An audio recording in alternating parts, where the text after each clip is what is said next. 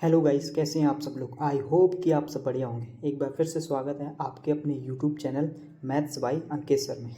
तो हमने practice set number 1 complete कर लिया था। आज ये प्रैक्टिस सेट नंबर 2 है, ठीक है। और ये एसएससी के जितने भी एग्ज़ाम्स हैं उन सब के लिए इम्पोर्टेंट क्वेश्चंस हैं, ठीक है। और ये क्वेश्चंस आए हुए पेपर में हैं, जो पिछले साल प्रीवियस ईयर क्वेश्चन में आए हुए पेपर थे उनके क्वेश्चंस हैं। तो चलिए हम समय वेस्ट ना करके हम अपने क्वेश्चन की ओर आते हैं। तो क्वेश्चन नंबर 1 ये है कि यदि ए स्क्वायर प्लस बी स्क्वायर बराबर 82 है, तब हमें ए बी बराबर 9 दिया गया है और ए क्यू प्लस बी क्यू की वैल्यू निकालना है। तो उसके लिए हमें क्या करना पड़ेगा, तो हमें ऐसे क्वेश्चंस में फॉर्मूले से भी करते हैं और थोड़ा सा कॉमन सेंस लगा के उससे भी हम कर सकते हैं। यहाँ पे हमारे पास ए और बी का फैक्टर दिया गया है 9। तो इसको हम ये देख सकते हैं यहाँ पे कि यहाँ पे 9 इंटू 1 और यहाँ थोड़ा सा देखें वैल्यू पुट करके 9 का स्क्वायर प्लस 1 का स्क्वायर, ये वैल्यू सेटिस्फाई हो रही है। तो क्यों ना हम उसी वैल्यू को इधर पुट करा दें। तो देखो एक ही जगह अपन 9 कराएंगे तो 9 का क्यूब होता है 729 प्लस 1 का क्यूब होता है 1, तो यहाँ से 730 आंसर आएगा। तो ऐसे हमें एग्ज़ाम में भी अप्रोच लगानी ही पड़ेगी, तभी एग्ज़ाम क्वालिफाई होगा। अदरवाइज बाकी तो देख ही रहे हो, ठीक है। चलो next question number 2। Question number 2 में कह रहा है कि दो वृत्त बाह्यता एक दूसरे को बिंदु x पर स्पर्श करते हैं। पी क्यू दोनों वृत्तों के लिए सामान्य उभयनिष्ठ स्पर्श रेखा है जो वृत्त को P और बिंदु Q पर स्पर्श करती है। यदि वृत्तों की त्रिज्या r है, यानी वृत्तों की त्रिज्या r और दूसरी त्रिज्या क्या है, स्मॉल r, ये स्मॉल r है, तब पी क्यू का स्क्वायर निकालना है। तो यहाँ पे उभयनिष्ठ स्पर्श रेखा की लंबाई का फॉर्मूला होता है, ये पहले हम देखो बाह्य रूप से स्पर्श कर रहे हैं दो वृत्त, ठीक है। मान लो ये वृत्त की कैपिटल आर है, ये स्मॉल आर है, ठीक है। और उभयनिष्ठ स्पर्श रेखा ये है, यानी कि पी और क्यू, ये निकालना है। तो इसका फॉर्मूला होता है पी क्यू बराबर under root D square minus capital R minus small R का स्क्वायर। ये तो देखो हमें डी की वैल्यू दोनों की रेडियस यानी कि सम हो जाएगी, स्पर्श कर रहा है तो आर और आर कैपिटल, मतलब ये हम लिख सकते हैं यहाँ पे कि आर प्लस आर का होल स्क्वायर माइनस, ठीक है। अब हमें ये आर माइनस आर का लिखना है, वैल्यू तो दी नहीं गई, तो इसको हम ए माइनस बी का होल स्क्वायर फॉर्मूले से खोल देते हैं, या हम सीधे ऐसे ही बना रहने दें। तो आर माइनस आर का होल स्क्वायर, ये चीज़, ठीक है। पी क्यू का स्क्वायर चाहिए तो हम यहाँ से अंडर रूट हटा देंगे, क्योंकि पी क्यू पूछ रहा है तो अंडर रूट हट जाएगा। तो अब देखो यहाँ पर ट्वाइस ऑफ, यहाँ पर माइनस हो जाएगा तो ट्वाइस ऑफ यहाँ पे आ जाएगा, यानी कि ट्वाइस नहीं कह सकते हम, यहाँ पर 2ab 2r और स्मॉल r बचेगा। और यहाँ पे देखो माइनस का आएगा तो प्लस का, यहाँ पर 2r और स्मॉल r स्क्वायर होने के बाद तो 4r स्मॉल r, ये आंसर आएगा। Option number second is correct, ठीक है। नेक्स्ट क्वेश्चन नंबर 3 में कह रहा है कि यहाँ पर x प्लस 1/x बराबर 66 दिया गया है, तो x माइनस 1/x बराबर निकालना है। तो देखो यहाँ इस नंबर को देख के हमें एक स्क्वायर याद आता है कि किसके मतलब स्क्वायर के नज़दीक में, ये 8 का स्क्वायर यानी कि 64, तो -2 करते हैं, अगर यहाँ भी -2 कर दें तो हमारे पास फॉर्मूला बन जाएगा x माइनस 1/x बराबर का होल स्क्वायर हटाने के बाद 8 का मतलब 64 का वर्गमूल लेंगे तो 8। तो ये शॉर्टकट तरीका हमें ऐसे तरीके से निकालना है, तो आंसर तो 8 आएगा।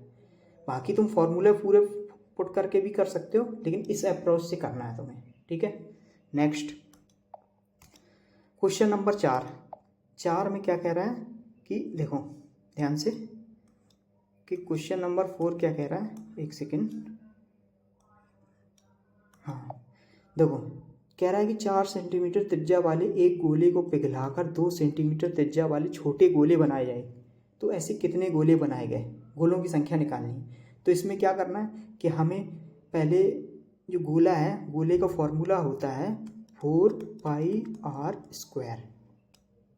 गोले का नहीं सॉरी, हमें निकालना क्या है, इसका मतलब गोले का आयतन निकालना है। तो आयतन होगा 4/3 πr क्यूब, ठीक है। ये तो हमारे पास मान लो बड़े गोले का आ गया। छोटे गोले का क्या होगा? छोटे गोले का 4/3 पाई आर। ओके, इसमें कुछ दिया गया है, स्मॉल आर ले रहे हैं, स्मॉल आर, ठीक है, इसको कैपिटल आर रख दे रहे हैं। और गोलों की संख्या निकालनी कितनी है, तो n संख्या।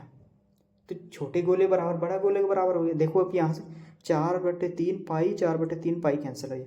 यहाँ पर इसकी वैल्यू दी गई थी 4, 4 का क्यूब होता है 64, ठीक है। और इसकी वैल्यू दी गई थी 2, 2 की वैल्यू 2 के क्यूब है यहाँ पे, सॉरी, क्यूब करेंगे तो 8 आएगा, ठीक है। तो 8, तो n बराबर 8 से 8 कट जाएगा तो 8 कट गया, तो यानी गोलों की संख्या कितनी आ जाएगी? 8, ये, ठीक है। देखो नेक्स्ट क्वेश्चन, क्वेश्चन नंबर 5 कह रहा है कि ये त्रिभुज है, ठीक है। त्रिभुज PMN में एस बिंदु PM पर एक बिंदु स्थित है। पहले हम त्रिभुज लेते हैं।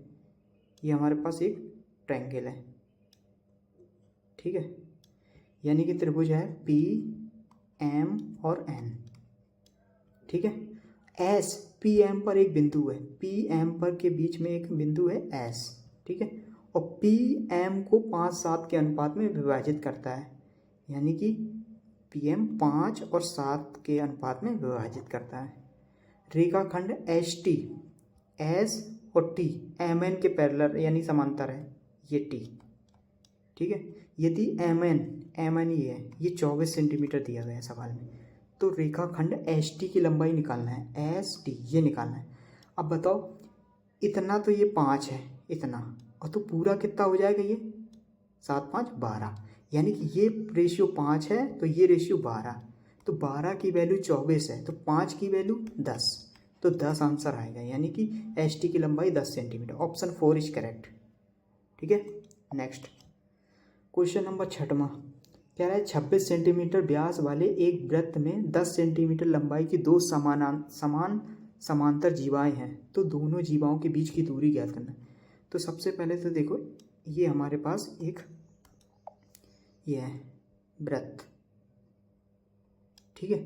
ये इसका व्यास है 26 सेंटीमीटर, ये रेडियस हो गई, तो ये पूरी 26 है, तो ये 13 रह जाएगी, ये 13, ठीक है। तो एक वृत्त में 10 सेंटीमीटर लंबाई की 2 समांतर जीवाएं हैं, 10 सेंटीमीटर लंबाई की 2 समांतर जीवाएं, एक ये है और एक ये 10 सेंटीमीटर, ठीक है। अगर यहाँ से एक लंब डालेंगे, ऊपर भी डाल सकते हैं, नीचे, तो देखो ये 10 है तो ये 5 रह जाएगी और ये भी 5 रह जाएगी, ठीक है। अब देखो कह रहा है कि दोनों जीवाओं के बीच की दूरी, अगर ये रेडियस की बात करें हम, तो देखो ये भी तो रेडियस है, एक ये भी तो रेडियस है, सेंटर से सरकमफेरेंस की दूरी ही तो रेडियस कहलाती है। तो यहाँ पे भी 13, ये 13, 5, 13 है ये, और ये 12। तुम्हें राइट एंगल ट्रायंगल के ट्रिपलेट्स पता होने चाहिए। मैं किसी दिन एक वीडियो बनाऊंगा, उसमें सारे ट्रिपलेट्स बता दूंगा। ये 5, 12, 13 का ट्रिपलेट्स होता है, हमें बार बार फॉर्मूले लगाने की ज़रूरत नहीं होगी। तो अगर ये 12 तो यहाँ पे भी 12, तो दोनों की जीवाओं के बीच की दूरी कितनी हो जाएगी? 24 आंसर, ठीक है। नेक्स्ट क्वेश्चन नंबर 7वां, एक शंकुआकार तंबू की त्रिज्या 7 सेंटीमीटर, एक शंकु है, उसकी त्रिज्या कितनी है? 7 सेंटीमीटर। तो हम एक शंकु लेते हैं और उसकी त्रिज्या 7 सेंटीमीटर है। लो, जैसे देखो ये हमने एक शंकु लिया, ठीक है। इसके बाद देखो ध्यान से कि यहाँ पे देखो एक शंकुआकार तंबू है जिसकी त्रिज्या 7 सेंटीमीटर, ये देखो 7 सेंटीमीटर है, ठीक है। और ऊर्ध्वाधर ऊंचाई 24 सेंटीमीटर, ये 24 सेंटीमीटर। देखो यहाँ भी एक ट्रिपलेट दिख रहा है, 7, 24, 25 का एक ट्रिपलेट होता है, इंपॉर्टेंट है याद करना, ठीक है। इस तंबू में चावल के ऐसे कितने पूरे बैग खाली किए जा सकते हैं यदि प्रत्येक बैग में चावल द्वारा घेरा गया स्थान 2 मीटर है, ठीक है। 2 मीटर मतलब घेरा गया स्थान 2 मीटर क्यूब होना चाहिए, ठीक है। मतलब आयतन स्थान घेर रहा है ना, तो वॉल्यूम उसका, ठीक है। तो हमें क्या निकालना है? तो बैगों की संख्या निकालनी, कितने बैग। तो देखो यहाँ से पहले इसका हम निकालेंगे क्या? इसका हम निकालेंगे आयतन। तो आयतन का फॉर्मूला होता है 1/3 पाई आर स्क्वायर, आर की वैल्यू 7, 7 स्क्वायर एच की वैल्यू 24, ठीक है। और देखो संख्या निकालनी है, कितने बैग खाली किए जाएंगे, तो संख्या मतलब n, और कितने स्थान घेरा है? एक, मतलब प्रत्येक बैग में 2 मीटर घेर रहा है तो 2 से भाग कर देंगे, ठीक है। अब देखो, अब इस सवाल को कैलकुलेशन पूरी कंप्लीट करना है, ठीक है। इसके लिए यहाँ देखो पाई में 11 का मल्टीपल दिख रहा है, तो क्या हम 11 का मल्टीपल नहीं चेक कर सकते? देखो ये है 11 से कटता है, ये 11 से नहीं कटता है, 6 6 12, 12 में जाएगी 11, हाँ ये 11 से कटता है, ये नहीं कटता, ये नहीं कटता। तो देखो हमें इतने सवाल को ना तो पाई की वैल्यू रखने की ज़रूरत, ना काटने की, ना कैसे सोल्यूशन करने की, तो हमारे पास डायरेक्ट आंसर निकल गया। तो ऐसी अप्रोच आपको एग्जाम पे भी लगाना है, ठीक है। तो देखो यहाँ हमें जैसे ही पाई देखा, पाई की वैल्यू होती है 22/7, जहाँ भी होगा तो इसका मतलब 11 का मल्टीपल ही आंसर होगा। तो हमारे पास सिर्फ एक ही ऑप्शन है। मैं किसी दिन आपको जो डिविजिबिलिटी रूल होते हैं वो कैसे पहचाने कि ये 11 का मल्टीपल है कि ये इसका मल्टीपल है, वो बता देंगे, ठीक है। चलो नेक्स्ट क्वेश्चन, क्वेश्चन नंबर 8वां में ये सवाल दिया गया है और हमें x की वैल्यू फाइंड करनी है। तो देखो यहाँ पर एक फार्मूला होता है सेक स्क्वायर थीटा बराबर 1 + tan स्क्वायर थीटा, ये एक फार्मूला होता है। यहाँ पुट कर दें तो 8 इंटू, देखो इधर के कर रहे हैं 8 प्लस ये 8 का मल्टीप्लाई हो जाएगा tan स्क्वायर थीटा, यानी थीटा की जगह x -7 tan स्क्वायर x बराबर है हमारे पास 11। तो देखो यहाँ 7 है, यहाँ 8 माइनस हो जाएगा, तो यहाँ 8 + tan स्क्वायर x बचेगा और यहाँ पे 11, तो 11 उधर भेज देंगे, ये 8 को इधर, तो कैंसिल हो जाएगा। तो यहाँ से tan स्क्वायर x बराबर 8 माइनस कर देंगे तो 3 आ जाएगा, और यहाँ tan x बराबर आ जाएगा √3, और tan में रूट की वैल्यू 60 होती है 60, तो हमारे पास x की वैल्यू 60 डिग्री आएगी। अब ये देखो गलती से क्या हुआ कि जो डिग्री लगा होता है यहाँ पे होना चाहिए, 0 लास्ट में लग गए हैं ये सारे 0, ठीक है। तो आंसर हमारे 60 आंसर आएगा, 60 डिग्री, ठीक है। नेक्स्ट क्वेश्चन नंबर देखो 9वां, कह रहा है 5 अंकों की संख्या ये है 3, 7 और 11 से विभाज्य है, तो p + 2q का मान निकालना है। तो डिविजिबिलिटी रूल अगर पता है तो ये क्वेश्चन कर ले जाओगे, ये प्रीवियस ईयर पेपर का क्वेश्चन है। देखो सबसे पहले हमारे पास 7 5 0 pq, हमने पहले देखा कि 3 का डिविजिबिलिटी रूल क्या होता है, नंबर को ऐड करो तो 3 से कटना चाहिए, ये 7 5 12 हो जाएगा, यानी कि p और q की वैल्यू 3 से कटने वाली होगी, यानी कि खुद 3 हो सकता है, 3 हो सकता है, ये 0 0 भी हो सकते हैं, और 6 9 15 18 इससे ऊपर नहीं लेंगे, क्योंकि अगर p की मैक्सिमम वैल्यू 9 रख दें, क्योंकि 9 रख दें तो मैक्सिमम 18 तक जाएगा, ये हमें थोड़ा सा दिमाग में रखना है। अब 7 का भी थोड़ी सी पेंडिंग डालेंगे, और 11 से हम डिविजिबिलिटी रूल को देखते हैं। तो 11 में q + 5, यानी कि 7 + q डिफरेंस 5 + p। तो देखो यहाँ p और q की ऐसी वैल्यू पुट करनी है, या तो 0 आ जाए या 11 आ जाए, ठीक है। तो 3 में तो देखो q की वैल्यू अगर 3 रखते हैं, अगर यहाँ मान लो 1 रख दिया, यहाँ 1 रख दिया तो, और यहाँ 2 रख दिया तो सेटिस्फाई नहीं हो पाएगा। अब 6 में देखो, 6 में अगर हम यहाँ पे 2 रख दें, यहाँ पे 4 रख दें, तो थोड़ा थोड़ा मतलब हो रहा है, यानी कि एक बार अगर हम 2 रख दे रहे और यहाँ 4 रख दे रहे अपने हिसाब से, ठीक है, तो 2 और 4 में सेटिस्फाई तो हो रहा है। तो क्या ये नंबर अगर 4 रख रहे हैं तो इसका मतलब है कि ये 7 से कटना चाहिए नंबर, यही तो होना चाहिए कि 75 0 24, ये 7 से भी तो कटना चाहिए। अगर 11 से कट रहा है, 3 से कट रहा है, तो 7 से भी कटना चाहिए। तो देखो 7 से ये नंबर नहीं कट रहा है, तो हम इस नंबर को नहीं ले सकते। इस प्रकार हमने 9 देखो 9 में क्या किया हमने कि यहाँ पे वैल्यू हमने मान लो 3 रख दिया और यहाँ पे 6 रख दिया, तो सेटिस्फाई हो रहा है? 6 3 9 नहीं हो रहा है ना। तो यहाँ पे 4 और यहाँ पे 5 रखने पे, यहाँ 5 7 5 12, यहाँ 4 नहीं हो रहा सेटिस्फाई, यानी कि 15 को अब सेटिस्फाई करवाना होगा तुम्हें।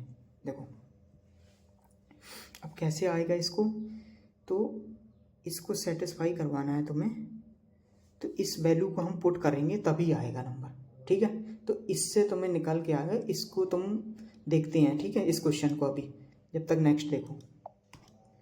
क्वेश्चन नंबर 10 कर है, एक निश्चित राशि को a b और c के बीच में इतने के अनुपात में विभाजित किया जाता है, लेकिन गलती से वो 5, 2, 7 के अनुपात में विभाजित किया गया। इस प्रकार बी को 150 रुपये की हानि होती है, तो राशि ज्ञात कीजिए। अगर 150 की हानि होती है तो राशि ज्ञात करना है। तो देखो यहाँ से हम पहले क्या करते हैं कि ए, बी और सी 2, 5 और 7, ठीक है। तो इसका मतलब है पहले हम इनको रेशियो को जोड़ते हैं, 7, 5, 12 और 12, 13, 14, यानी कि हमारे पास रेशियो का टोटल आ गया 14, यही हमारे पास राशि है। तो इसका मतलब आंसर भी 14 से मल्टीपल होगा। 14, 5, 70, ये कटता है, ये नहीं कटता, ये नहीं कटता 14 से ये कटता है, ये भी नहीं कटता। तो हमारे पास इस क्वेश्चन को सॉल्व करने की भी ज़रूरत नहीं है, सिर्फ हम इसी से पहचान लेंगे कि आंसर हमारा यही होगा। चाहे तो वैल्यू पुट करके भी चेक कर सकते हैं, बाकी बेसिक से भी कर सकते हैं, वो समय ज़्यादा लगेगा, हमें ऐसी अप्रोच लगानी पड़ेगी, ठीक है। चलो अब देखो ये आपके लिए होमवर्क क्वेश्चन है, आप इस क्वेश्चन को कमेंट बॉक्स में करना, फिर इसके बाद हम प्रैक्टिस सेट नंबर 3 आगे करेंगे, ठीक है। थैंक यू गाइस, मिलते हैं नेक्स्ट वीडियो में।